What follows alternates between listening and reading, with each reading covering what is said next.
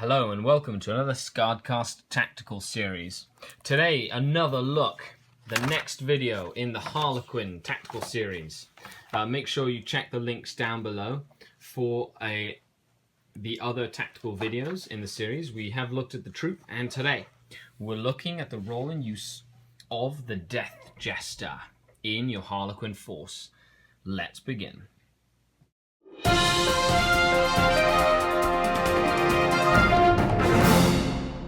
Hello and welcome to another tactical video. We continue to look at the Harlequins book. Today we're looking at the Death Jester. So, as always, it's in two parts. First I explain what the Death Jester is, read the fluff, then we go into a little bit of the tactical options and use, both as a Harlequin unit and as an ally for, things that can use Harlequins. Check the links down below for all the other videos as well. A Death Jester. The Death Jester advances upon the foe with a measured, menacing gait. There is no mercy in his heart, for he embraces the role of death in its entirety. His grotesque skull helm leers with sick amusement, its blank stare bearing a promise of the carnage to come. In his hands, he effortlessly carries an outsize Shrieker Cannon, and as the foe comes into range, the weapon is swept down and primed. Greatcoat billowing, bells jingling with obscene cheer, the Death Jester lets fly, the hissing rapport of his weapon counterpointed by the screams of his dying foes. Each round is impregnated with virulent biotoxins that cause the victim's metabolism to detonate spectacularly. The slightest wound promises a swift and horrific death, transforming the victim into a living bomb of jagged bone and boiling gore. Through it all, the Death Jester looks on with avid amusement, keenly watching for any way in which to make his victims' deaths more darkly comedic. It is a credit to his twisted ingenuity that he will normally succeed. So the Death Jester. I love Death Jesters. The first time I read the Harlequin book, I read the Death Jester, and I was in love. I absolutely love the way that a Death Jester plays and the tactical nuances of running one in your army.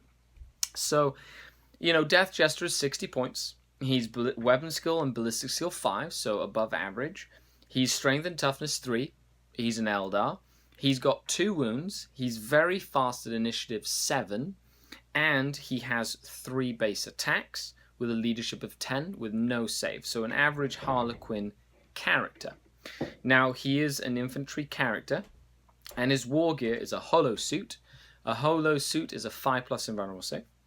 A Shrieker Cannon. Now, a Shrieker Cannon is a very specific Shuriken Cannon. It's like a modified Shuriken Cannon. So, like the Shuriken Cannon, it can be fired as a with a Shuriken weapon, which is 24 inches, strength 6, AP 5, assault 3, blade storm. So on a 6 of a roll to wound, it automatically wounds and is AP 2.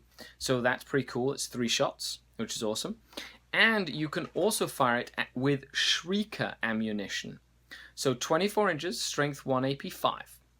So it's just strength 1, AP 5. It's assault 1, so 1 shot. And it has a rule called bio-explosive. Now, it's also pinning, and it's poisoned 2+. And then, of course, it's blade storm, so it has the same rule. If you roll a 6 to wound, it's AP 2, and it automatically wounds. Which would be good against things like gargantuan creatures and stuff like that. Now, bio-explosive is a special rule that the Shrieker Cannon has. So I'm going to pull that up right now. And I haven't used it yet because I much prefer the 3-shot Shuriken Cannon. But a bioexplosive is if a non-vehicle model is slain as a result of an attack with this special rule, center the small blast marker over that model before removing the model as a casualty. Units suffer a number of Strength 5 AP 4 hits equal to the number of models from that unit that are under the marker, and these hits have ignores cover special rule. So it's Strength 5 AP 4, which is really good, but it's only one shot. Likelihood is roll a 2 to hit, roll a 2 to wound. So likelihood is you will wound and you will hit. And then if he fails a save, that model explodes. Now normally it'll be the closest model, but the Death Jester does have precision shots. So in a 6 to hit, he'd get to allocate the hit to any model in the target unit within line of sight, which means that you'd be able to specifically pinpoint which guy you'd like to explode. So another layer of tactical ability. Now, because of the other rules, I much prefer the 3-shot gun because I want to make sure there's at least one casualty. It's a lot easier to make sure there's one casualty with multiple dice.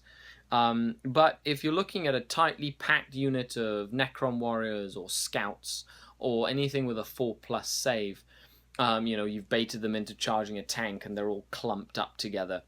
You can really kind of pick off large units. And being pinning, it's another great way of using things like leadership modifiers to pin down enemy units that aren't fearless, that will then allow you to kind of maneuver around them and shoot them again, etc. etc. He also comes equipped with a flip belt. A flip belt makes them ignore terrain and lookouts are rolls on a 2+, but he is an independent character, so that doesn't matter. It just makes him ignore terrain, and even when he's charging through terrain and stuff, his initiative doesn't suffer, etc. Now, special rules. He causes fear. He has fleet. He does have fierce charge and hit and run, which is pretty much the 4 main Harlequin special rules. He is an independent character and he has precision shots, so makes him very accurate with his weapon. Where the Death Jester becomes really, really cool is with the use of his special rule called Death is Not Enough. An enemy unit that suffers 1 or more casualties from a Death Jester's Shrieker Cannon during the shooting phase. Now this is Shrieker Cannon, so it's not just with the Shrieker ammunition. The Shrieker Cannon is the name of his gun, so it can be with either form of ammunition. Must take a morale test at the end of that phase, so at the end of the shooting phase, with a -2 modifier to leadership, just as it had suffered 25% casualties. If this test is failed, the Death Jester's controlling player chooses the direction that the enemy fallbacks this phase. If the unit continues to fall back, it does so toward its own table edge. I love this. First of all, I love the -2 leadership modifier. So, leadership 10 becomes leadership 8 becomes leadership 6. So you're more likely to fail the save. I mean the leadership test, or the morale test, sorry. It's a morale test. Secondly, you only need to cause 1 casualty to force a morale test for -25% casualties, which means anything that is not fearless or that can, automatically pass or reroll morale tests should be very afraid of the Death Jester, because you only need to, 20 models, kill 1, in a big cultist unit, for example. 50 models, kill 1. The possibilities are endless there. And then, last but not least, the Death Jester gets to pick which way they run. You can't run it into, impassable terrain or stuff like that. But, I love this. You can make them run towards one of your units that was out of charge range, and all of a sudden put an entire enemy unit into charge range. If they're close to the board edge, of course, it's probably a lot easier to, make them run off the table. But You know, you could make them, you know, if they're a Devastator squad or something, make them run out of line of sight, you know, so that they can't shoot their guns.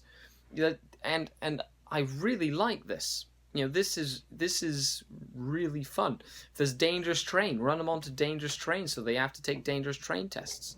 You know, especially if they're things like jump infantry or jet infantry. You know, make them, you die more, which is pretty cool. And I think this is where the Death Jester just gets his flair. I think it's fantastic. And I cannot say enough about this rule. The options are he can take Haywire Grenades for 5 points.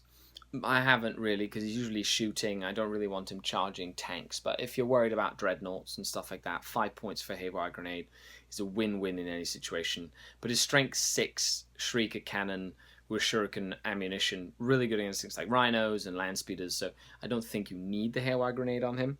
And he can take an item from the Enigmas of the Black Library, which are like the relics. And really, you know, the only real relic that I could see you ever, you know, taking for him is probably, you know, the Star Mist Raiment, which is if he runs, he gets a 3+ invulnerable save. But that's 25 points. So I wouldn't personally spend any points on extra upgrades for him. I'd keep him cheap, I'd keep him simple, and I'd use that ability to the best of his advantage.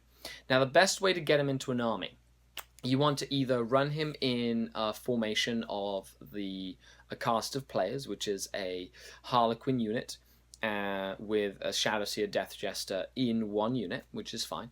You know, usually you'll be casting Veil of Tears on the unit of a troop, and then having the Death Jester just kind of shoot as they move towards the enemy. But the way I love using him the most, or adding him into any list that can take him as allies, is with the formation called the Hero's Path. Now, we will be touching on the formation specifically at a later video, but it's a very cheap way of getting a Death Jester onto the table. For about 300 points, you get 3 characters: a Solitaire, a Shadowseer, and a Death Jester. And they get Stealth, Shrouded, Infiltrate, Deep Strike. They get a whole variety of different rules that really add to the way that these models play specifically. So I highly recommend that if you're looking at a Death Jester, want to add him into your Dark Eldar, Corsair, or you know, any sort of army in that formation, using things like these special rules could come in handy, and you'll really kind of practice and see what would work best for you. I hope you enjoy the new studio recording. I'm changing up a few things. Check out the Patreon page, links down below. If you'd like to support the channel, I'd appreciate it. It's like an ongoing Kickstarter that allows me to get new video equipment, lighting, that sort of thing. All my content is free. I'm never going to charge anything for what I give for free, but if you'd like to help out, that'd be awesome. It helps me dedicate more time into doing things like this for you guys. Okay, other than that, let me know what you think. Leave a comment. I really appreciate it. I hope you're enjoying the battle reports. Share the channel if you like the content. And this is Skari, your grateful host. Till next time, Skari out.